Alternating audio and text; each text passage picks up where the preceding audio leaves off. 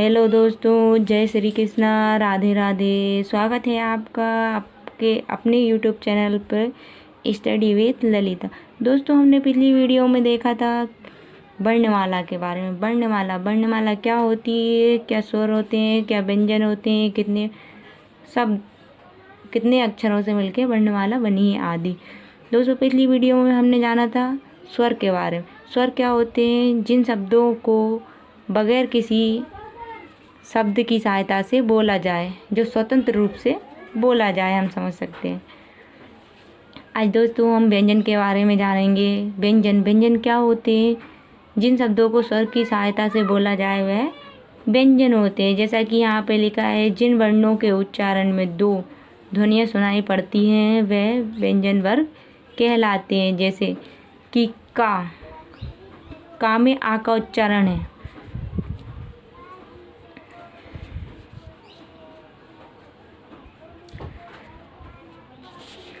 व्यंजन वर्ग कहाँ से कहाँ तक होते हैं दोस्तों? का से लेकर माँ तक व्यंजन वर्ग होते हैं। दोस्तों, इन्हीं को स्पर्श व्यंजन भी कहा जाता है। इनकी संख्या 25 होती है। आइए दोस्तों आगे देखते हैं व्यंजनों के प्रकार। व्यंजनों के प्रकार कितने होते हैं? 3। व्यंजनों के प्रकार 3 होते हैं। आइए उनके बारे में थोड़ा सा जानते हैं। अंतस्थ व्यंजन। अंतस्थ व्यंजन क्या होते हैं? या, रे, ला, बा। या, रे, ला, बा।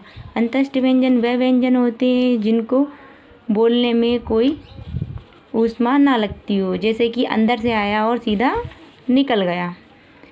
फिर उसके बाद होता है संघर्ष व्यंजन या ऊष्म व्यंजन।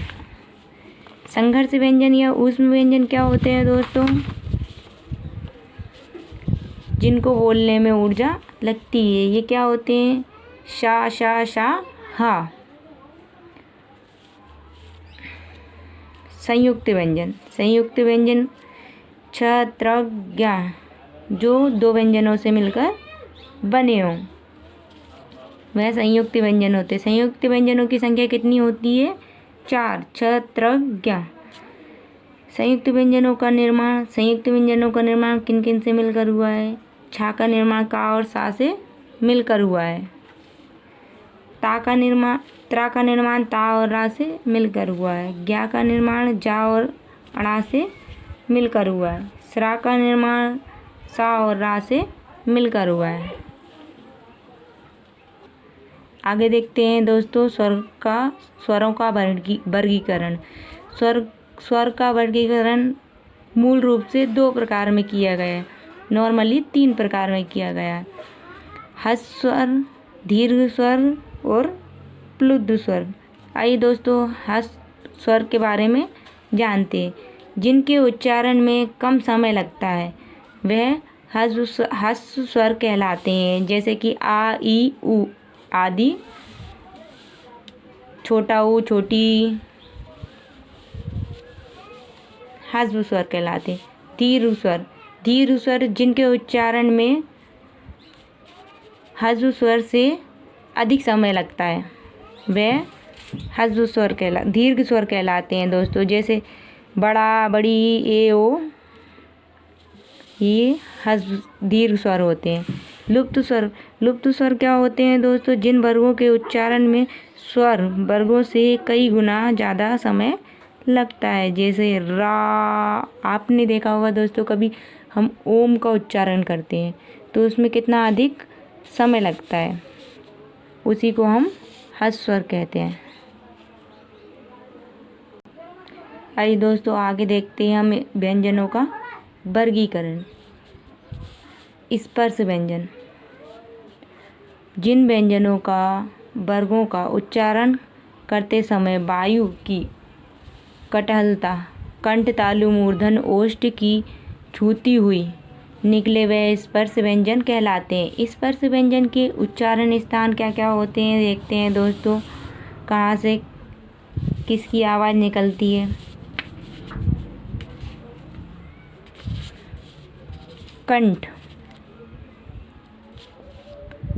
कंठ दोस्तों, का से लेके इया तक कंठ से बोला जाता है। तालु, चा से लेकर अणा तक तालु से बोला जाता है। मूर्धन टा से लेके अणा तक मूर्धन से बोला जाता है। दंत ता से लेके ना तक दंत से बोला जाता है। ओष्ठ पा से लेके मा तक ओष्ठ से बोला जाता है। दोस्तों हम इसको अपने ऊपर से भी थोड़ा सा ले सकते हैं। देखते हैं कि पहले हमारी आवाज़ गले से निकलती है, कंठ यानी गला, फिर तालु से निकलती है, तालु पे आती है, फिर मुंह तक आती है, मूर्धन यानी मुंह, फिर दंत पे आती है, फिर ओष्ठ पे आती है। दोस्तों अगर ये याद ना हो तो अपने ऊपर से भी करके याद कर सकते हैं। आगे देखते हैं। सघोष वर्ण। सघोष वर्ण क्या होते हैं? सघोष वर्ण जिन ध्वनियों के उच्चारण में उच्च तंत्रिका कंपित ना हो, जैसे कि हम देख सकते हैं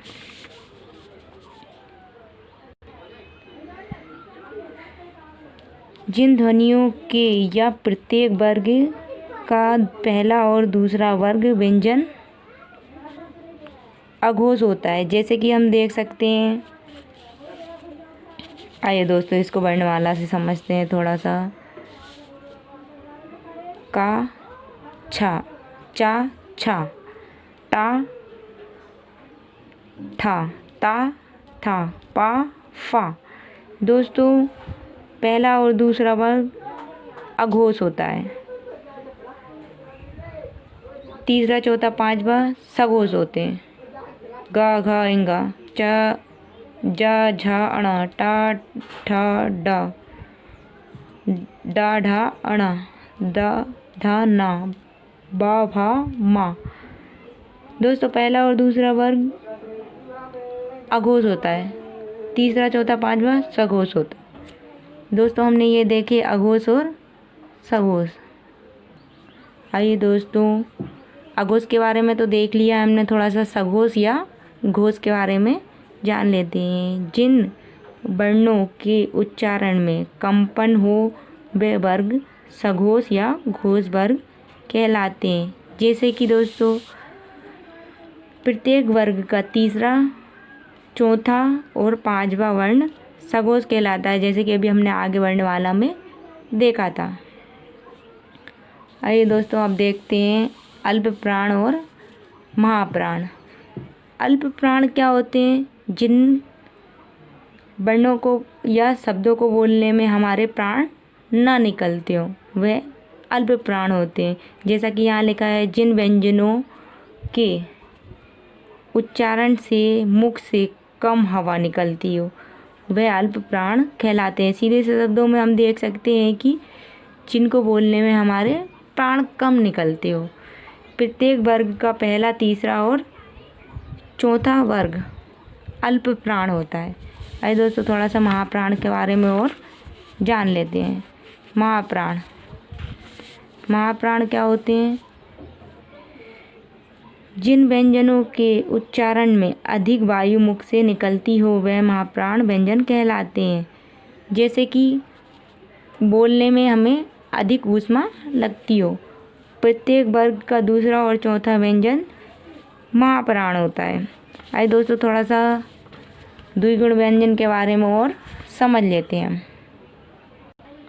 आइए दोस्तों थोड़ा सा द्विगुण व्यंजन के बारे में और हम समझ लेते हैं। द्विगुण व्यंजन वर्णमाला में जो वर्ण शब्दों के रूप में नीचे अनुस्वर बिंदु के साथ प्रयोग के रूप में लाए जाते हैं वे द्विगुण व्यंजन कहलाते हैं। इनमें जीभ ऊपर उठती है, फिर जीभ मूर्धन्य उच्चारण पर आ जाती है, जैसे कि अणा अणा। जिनमें सीधा सा अर्थ है दोस्तों जिनमें दो गुण होते हैं वह द्विगुण व्यंजन कहलाते हैं। जैसे कि डा और ढा। डा और ढा में अगर बिंदियाँ लगा दी जाएं तो ये अणा अणा हो जाते हैं। तो इनको ही हम दोस्तों द्विगुण व्यंजन कहते हैं। दोस्तों आज हमने देखा व्यंजन, व्यंजन जाना, सघोष जाना, अघोष जाना, महाप्राण अल्प प्राण जाने। दोस्तों ये था वर्णमाला के आगे का रूप। थैंक यू दोस्तों, धन्यवाद। जय श्री कृष्णा, राधे राधे। आगे की आने वाली वीडियो में हम कुछ और नया जानेंगे।